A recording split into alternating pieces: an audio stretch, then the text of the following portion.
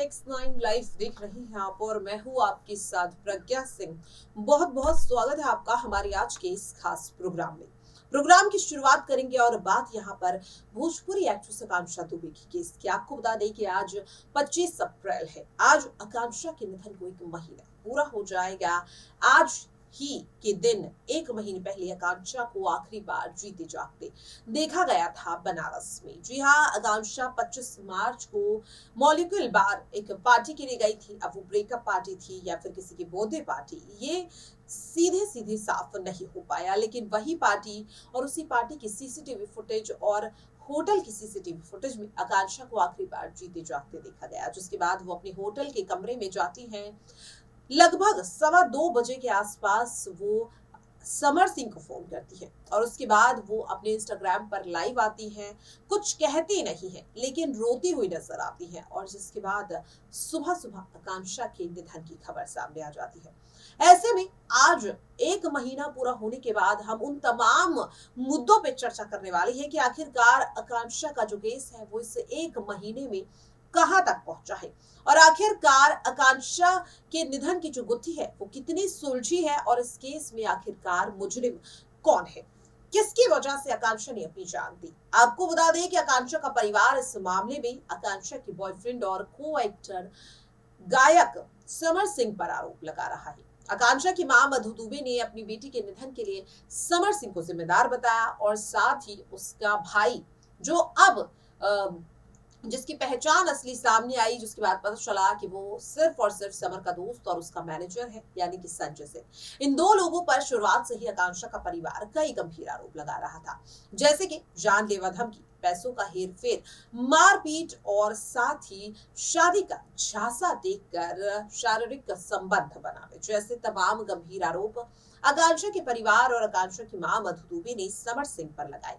संजय सिंह को लेकर सीधे सीधे आकांक्षा की मां मधु दुबे का कहना था कि संजय सिंह ने आकांक्षा को बीते 21 मार्च को जानलेवा धमकी दी थी और 26 मार्च को या फिर 25 मार्च की रात उस धमकी को सच कर दिया।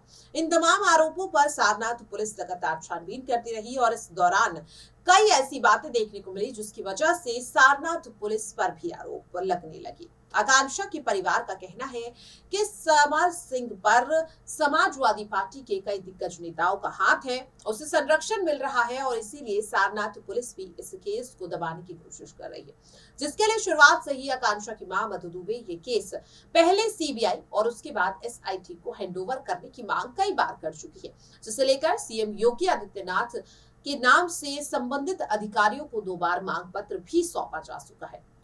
इसी बीच आकांक्षा का एक 38 सेकंड का वीडियो सामने आया जिसमें वो समर सिंह पर आरोप लगाती हुई नजर आई। आकांक्षा रोती भी लगती, सीधे सीधे समर सिंह पर अपनी जान लेने का आरोप लगा रही है, जिंदगी बर्बाद करने का आरोप लगा रही है और साथ ही उस 38 सेकंड के वीडियो में ये भी कहती है कि समर सिंह ने उनकी जिंदगी बर्बाद कर दी और अब ये उनके फैंस के साथ आखिरी बातचीत है। जानकारी के मुताबिक ये वीडियो 22 मार्च का है। आकांक्षा शायद उस वक्त बनारस में ही थी, लेकिन ये वीडियो आकांक्षा के कुछ खास दोस्त ही देख सकते थे, जिनमें से आकांक्षा की एक सहेली ने इस वीडियो को रिकॉर्ड कर लिया और कुछ दिन पहले ही आकांक्षा की मां मधु दुबे को दिया। ये वीडियो सामने आने के बाद हर जगह सनसनी मच गई, क्योंकि भोजपुरी इंडस्ट्री से कई कलाकार समर सिंह का समर्थन करते हुए नजर आ रहे थे, जिसमें कि यहाँ पर अगर बात करें खुशबू हो या फिर श्वेता सिंह को। श्वेता सिंह ने इस मामले में सीधे सीधे आकांक्षा दुबे के कैरेक्टर पर ही सवाल खड़े कर दिए। उन्होंने आकांक्षा दुबे पर शराब पीने जैसे कई गंभीर आरोप लगाए, जिसके बाद आकांक्षा की मां ने सीधे सीधे इन तमाम कलाकारों पर अपना गुस्सा जमकर निकाला। उन्होंने कहा कि समर सिंह से आखिरकार इतना क्यों घबराना। वहीं दूसरी ओर अगर बात करें, जहां एक ओर समर सिंह को कई कलाकारों का समर्थन मिल रहा है, तो ऐसे में आकांक्षा की मां मधु दुबे को भी कई एक्ट्रेसेस और एक्टर्स का सपोर्ट मिलता हुआ दिखाई दे रहा है, जैसे कि अक्षरा सिंह, पवन सिंह, चंदा पांडे, निशा पांडे समेत कई ऐसे स्टार्स हैं जो अब आकांक्षा को सपोर्ट करते हुए नजर आ रहे हैं। लेकिन यहाँ पर सवाल तो इस बात पर खड़ा हो रहा है कि आखिरकार कमी क्या रह रही है और किस वजह से आकांक्षा को इस मामले में अभी तक इंसाफ नहीं मिल पाया। बात करें इस मामले में अगर सबूतों की, तो आपको बता दें कि पुलिस के पास इस केस में पोस्टमार्टम रिपोर्ट है, आकांक्षा और समर सिंह के मोबाइल फोन की सीडीआर है। साथ ही यहाँ पर पुलिस के हाथ समर सिंह का पासपोर्ट भी लग चुका है, लेकिन ये काफी मजबूत एविडेंस नहीं है।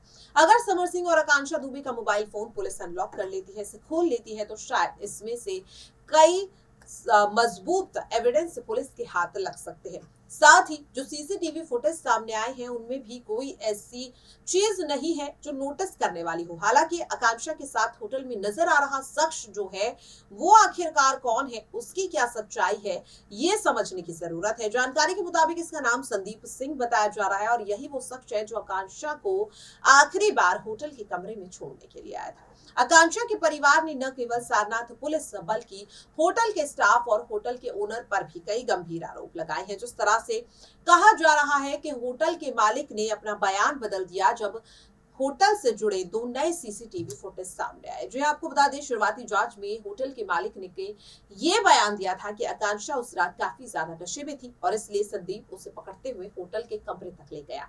लेकिन सीसीटीवी फुटेज में साफ देखा जा सकता था कि आकांक्षा बिल्कुल ठीक है, जिसकी वजह से होटल का स्टाफ घबरा गया, होटल के ओनर घबरा गए और उन्होंने अपना बयान बदल दिया।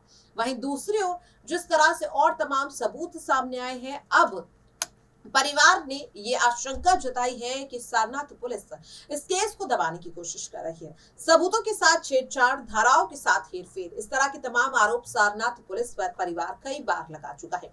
सीएम योगी आदित्यनाथ के नाम सौंपा गया मांग पत्र एसडीएम को और इस एसडीएम को सौंपे गए मांग पत्र में परिवार ने कई आरोप लगाए हैं पुलिस पर, साथ ही समर सिंह पर भी।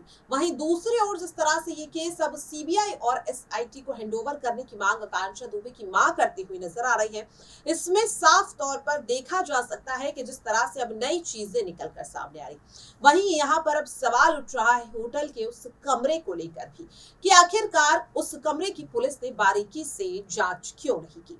जानकारी के मुताबिक जब आकांक्षा के शव को बरामद करने के लिए पुलिस होटल पहुंची थी, तो उस दौरान आकांक्षा के कमरे में जो वॉशरूम था उसका टैप खुला हुआ था, यानी कि उसे इस्तेमाल किया गया है।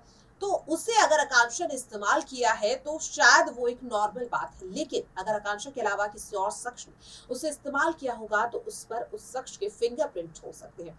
न केवल उस पर बल्कि आकांक्षा दुबे के कमरे को अंदर से आकांक्षा के अलावा अगर किसी ने ओपन या फिर लॉक किया है तो वहां पर भी फिंगरप्रिंट्स हो सकते हैं। साथ ही क्या उस कमरे में किसी भी तरह की कोई और सबूत, क्या यहाँ पर अगर फुटप्रिंट्स, ऐसे तमाम चीजें, साथ ही यहाँ पर जिस तरीके से आकांक्षा के पिता ने यह आरोप लगाया था कि कमरे में आने से पहले कोई शख्स पहले से वहां पर था, डुप्लीकेट चाबी का भी जिक्र यहाँ पर आकांक्षा के पिता ने किया और इन्हीं तमाम आरोपों को लेकर होटल के मालिक की गिरफ्तारी की भी मांग की। लेकिन आपको बता दें कि पुलिस ने इस मामले में सिर्फ होटल के स्टाफ और मालिक से एक पूछताछ की, कुछ सवाल किए और उसके बाद उन्हें जाने दिया। ये तमाम गलतियां जिनकी वजह से परिवार सारनाथ पुलिस पर लगातार आरोप लगा रहा है। ऐसे में सारनाथ पुलिस को अब इस केस में कोई बड़ा एक्शन लेने की जरूरत है, क्योंकि लगातार हो रही देरी कहीं ना कहीं इस केस में पुलिस की अब मुश्किलें बढ़ाने वाली है। अब देखना ये होगा कि क्या लगातार लग रहे आरोपों के बाद सारनाथ पुलिस इस केस में कोई बड़ा एक्शन लेती है, क्या होटल के मालिक की गिरफ्तारी होती है, या फिर जो आरोप लगातार सारनाथ पुलिस पर लग रहे हैं इसके बाद अब ये केस एसआईटी को हैंडओवर कर दिया जाएगा। इन तमाम सवालों को लेकर आप अपनी राय कमेंट बॉक्स में जरूर शेयर करें। आज के लिए इस खास प्रोग्राम में इतना ही। बाकी ऐसी ही तमाम अपडेट से जुड़े रहने के लिए देखते रहिए नेक्स्ट 9 लाइव।